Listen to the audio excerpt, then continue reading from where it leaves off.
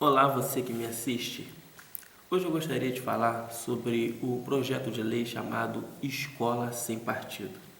Esse projeto tem despertado muita polêmica e com razão, um projeto bastante controverso. Seus idealizadores, eles defendem que os professores, principalmente os professores da rede pública de ensino, estão fazendo uma doutrinação nos estudantes. Para eles defenderem isso, eles têm que acreditar que pelo menos 95% dos professores são esquerdistas, marxistas, comunistas e que eles estão doutrinando seus alunos para também serem comunistas.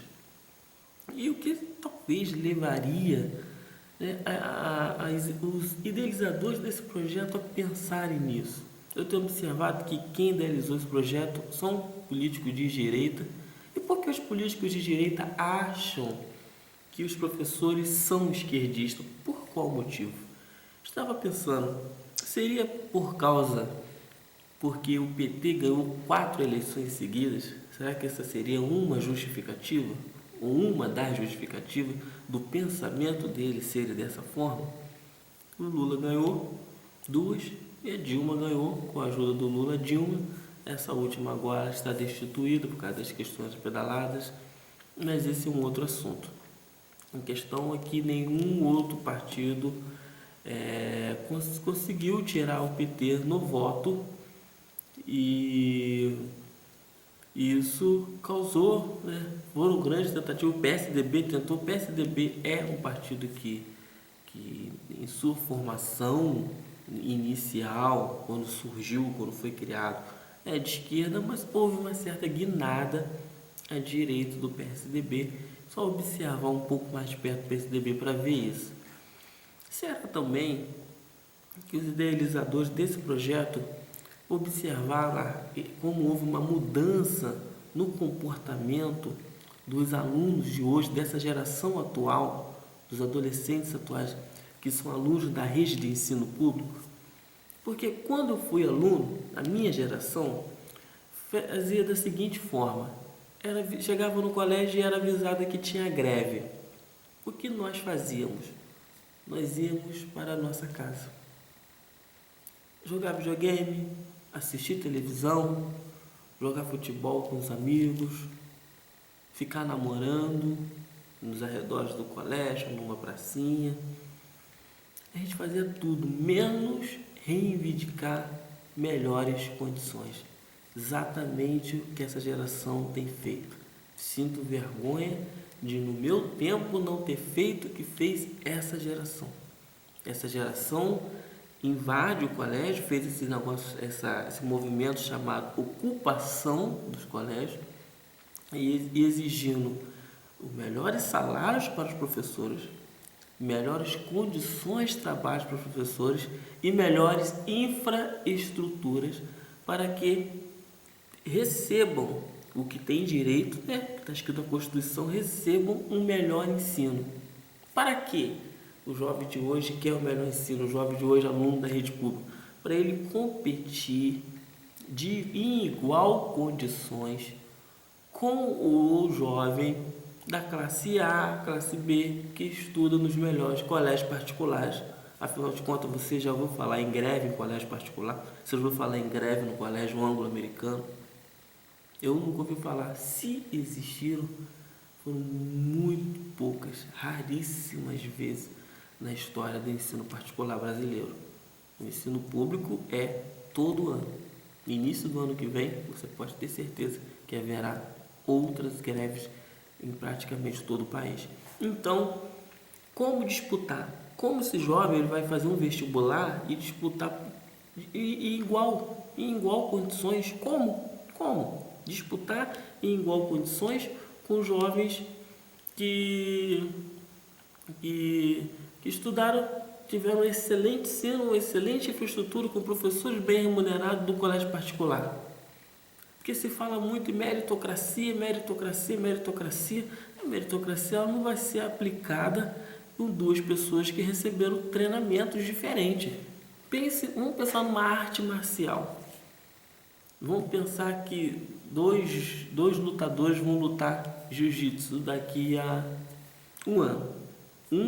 Tem aula com um campeão, na melhor academia, na mais cara, com o melhor professor, ele vai ter aquela aula. O outro vai ter aula numa academia barata, um professor que de vez em quando não vai dar aula porque está de greve, que não está recebendo salário, sem infraestrutura, sem um tatame decente para realizar os movimentos. Passou-se esse um ano. Quem você acha que vai ganhar? Aquele que teve aulas na melhor infraestrutura, com o melhor professor, com o professor motivado, animado, bem remunerado, ou aquele que teve aula com o professor que de vez em quando não ia dar aula porque estava de greve, ou porque não tinha tatame, e isso e aquilo outro, cheio de problema? Os dois têm capacidade, os dois são iguais. Obviamente, aquele que não recebeu a melhor instrução tende naturalmente a perder. Pode acontecer, porque aqui eu usei o exemplo do esporte, de uma superação, de um super talento pessoal, pode acontecer. Você vai encontrar, se você pesquisar na internet, o faxineiro que hoje é procurador da República, a babá que hoje é auditora fiscal, mas números são casos raros. Olha, fulano venceu 1 em 1 milhão, caso raríssimo. Você vai encontrar babá que vai ser babá a vida inteira, como aquela babá da manifestação, que os patrões dela moram na zona sul do Rio de Janeiro, um dos lugares mais caros do Brasil para se viver, onde moram as pessoas mais ricas, né, do país. Aí tem outros bairros de classe altíssima em São Paulo, assim como tem bairro de classe altíssima em Brasília, ali mora. E ela mora em Nova Iguaçu, na Baixada Fluminense, num bairro de gente pobre. Vai ser babá pro resto da vida. Essa é a tendência natural. Ela é menos capacitada como pessoa do que aqueles patrões dela que estavam na manifestação? Não, os dois têm capacidade. A diferença está na classe social, a meritocracia não invade aí, o ensino faz diferença. E esses jovens foram para o colégio, ocuparam o colégio. E isso é doutrinação? É doutrinação você dizer que, vamos pegar por exemplo a CNI, Federação Nacional das Indústrias, que quer propor uma flexibilização que na verdade dá a entender perca de direitos trabalhistas. E essa flexibilização, um desses temas era aumentar a jornada de trabalho. Saiu-se o número estratosférico de 80 horas. Isso gerou uma grande comoção. Como não se lembrar de Karl Marx quando você escuta esse número 80 horas? Como não se lembrar de Friedrich Engels? Como não se lembrar do proletariado inglês no início da segunda Revolução Industrial? É claro que a CNI voltou atrás, disse que o número saiu de forma equivocada, que na verdade é 60 horas e não 80. Mas 60 horas continua um número altíssimo. O trabalhador que pega trem lotado, ônibus lotado, engarrafamento, que hora que esse trabalhador vai ficar em sua casa trabalhando 60 horas semanais? Como ele vai ter uma vida salubre? Como ele vai ter uma boa disposição mental se ele praticamente não vai passar tempo com a família dele? Friedrich Engels escreveu um livro em que ele relata o trabalho infantil, em que ele viu crianças dormindo em caixas de sapato dentro de uma fábrica. Na Inglaterra do século XIX, numa época em que o proletariado trabalhava até 16 horas por dia. Vivia para trabalhar. E isso está escrito por Friedrich Engels, por Karl Marx. A forma como o trabalhador é explorado, a falta de direitos dos trabalhadores. E aí, como vai ser? Você vai, então, eliminar esses escritores? Os escritores já estão mortos, mas as ideias deles, que eles viram lá, as ideias estão vivas, porque isso não pode se repetir mais na história. Deve-se ler só autor socialista? Não. John Keynes, um grande economista inglês. Friedrich Hayek defende que cidadãos tenham dinheiro, em dinheiro independente do dinheiro do governo. Por exemplo, o real. O real é o dinheiro oficial da República Federativa do Brasil. Friedrich Hayek, que é da escola austríaca, discípulo de Mises, obviamente, defende que os cidadãos tenham um dinheiro próprio, um dinheiro fora do sistema financeiro. Você já ouviu falar? Isso os neoliberais, os radicais de direita não falam. Olha só que coisa interessante. Você pode ler, você deve ler. O aluno deve ler Hayek, deve ler Mises, deve ler Milton Friedman. Você sabia que von Mises chamou Milton Friedman e Hayek de comunistas no momento de explosão? Olha só que coisa. John Keynes foi chamado de comunista quando foi para os Estados Unidos. E John Keynes começou a tirar os Estados Unidos da crise de 29. Adam Smith, o aluno deve ler, mas também não pode deixar de ler Karl Marx e Friedrich Engels. Todos acertaram em alguma coisa, todos têm grandes ideias. Os capitalistas, os liberais, esses grandes pensadores têm grandes ideias. Adam Smith foi um liberal, só que quando chegou em 1929, alguma coisa deu errado, o pensamento totalmente de Adam Smith não deu certo, assim como o pensamento totalmente marxista também não dá certo. Pode dar certo durante um tempo, a União Soviética foi uma potência, mas se aquilo fosse tão bom, não haveria o genocídio que houve, não haveria a forma, a falta de liberdade que houve, e o regime não entraria em colapso.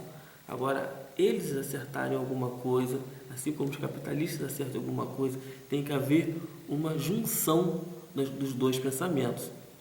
Agora, para que você tenha uma classe trabalhadora que vá ser explorada, é necessário você eliminar da existência, para que os alunos não venham a saber que existe Friedrich Engels e Karl Marx, principalmente Karl Marx. Se o aluno nunca lê Karl Marx, ele vai ser um trabalhador no futuro mais facilmente explorado. E esses alunos que estão invadindo a escola, ou melhor dizendo, ocupando a escola e exigindo do Estado melhor infraestrutura, melhor salário do professor, você imagina esse aluno amanhã trabalhando, não num grande emprego, mas trabalhando, por exemplo, de motorista ou trocador de ônibus. Vai ser um trabalhador militante. Trabalhando numa companhia siderúrgica ou numa fábrica automobilística, vai ser um trabalhador militante, porque ele foi um aluno militante lá no colégio. Lá no ensino público, ele exigiu melhores condições de ensino. Lá na empresa, ele vai exigir melhores condições de trabalho, melhores salários, participação de lucro, tudo o que eu posso acreditar, e a gente pode acreditar, que uma classe empresarial não quer. Que é um trabalhador que siga aquela linha de produção, que não pense. Quem pensa é perigoso. Então, a gente pensa, será que há mesmo uma doutrinação? Ou será que o professor de geografia citar Milton Santos é uma doutrinação? O professor citar Paulo Freire é falar para o aluno, leia Casagrande e Senzala de Paulo Freire, isso é doutrinação? Ou ele vai estar abrindo a mente desse aluno, vai estar criando um jovem, um adulto militante, vai estar criando um jovem, um adulto que vai reconhecer, opa, peraí, isso aqui é exploração, isso aqui eu não vou aceitar. Essa nova geração assusta, e assusta no lado positivo, uma classe que poderia, ou que gostaria de explorar a classe trabalhadora brasileira. O professor de filosofia, de sociologia, citar Karl Marx é doutrinação? Um professor citar O Príncipe de Maquiavel é doutrinação? Ou é fazer com que ele abra os seus horizontes? Porque nem todo aluno que está se manifestando hoje no colégio público, está naquela ocupação, vai ocupar grandes cargos no futuro. Mas o que seriam das fábricas, das montadoras de automóveis hoje sem aquele funcionário, aquele técnico, aquele que não é um engenheiro? Tem engenheiro? Tem, mas o que seria dos engenheiros sem os técnicos? E agora, com a fábrica cheia de técnico militante que militou lá com 15 anos, que com 15 anos invadiu o colégio, como será esse cara com 25 anos, meu filho? O que será do transporte público, como um trem, sem o condutor daquele trem, sem o maquinista? O que será do ônibus, sem o motorista, o trocador? O que será do transporte público? Como será, né, que eles vão, esses trabalhadores militantes que militaram no colégio porque foram doutrinados ou porque militaram no colégio porque foram apresentados a autores como Karl Marx e Engels, que valorizavam, que trouxeram uma luz ao proletariado, à classe trabalhadora, dizendo que você é importante.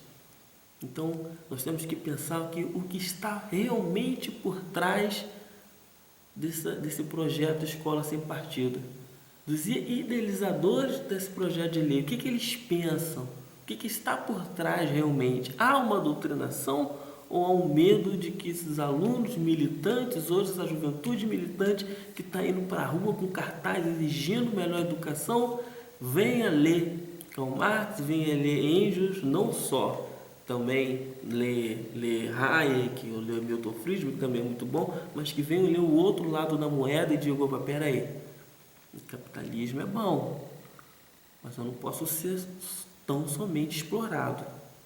Eu tenho que trabalhar, eu tenho que receber algo justo, um salário justo pelo meu trabalho. Opa, peraí, eu não posso viver para trabalhar, eu não posso trabalhar 60 horas, eu posso trabalhar 80 horas, 70 horas sem salubre, isso não vai fazer bem a minha vida.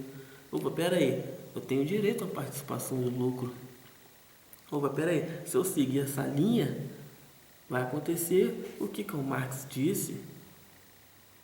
Então, ter pessoas mais capacitadas, ter uma nova geração mais pensante, pode despertar, sim, o medo, a preocupação, e aí começa toda essa propaganda anticomunismo não existe, Guerra Fria acabou, entendeu? Começa a ter, o comunismo, só doutrinador, fazem essa campanha negativa para que tenta aprovar esse projeto esdrúxulo, que na verdade não é escola sem partido, seria escola com partido, mas uma escola totalmente de direita. Lê-se só os liberais, não reclame de crise, se vire, trabalhe, porque a culpa é do trabalhador. Ou seja, trabalhe e não reclame, viva para trabalhar. Então, essa é a preocupação, vamos pensar sobre isso. Meu nome é Antônio Ferreira.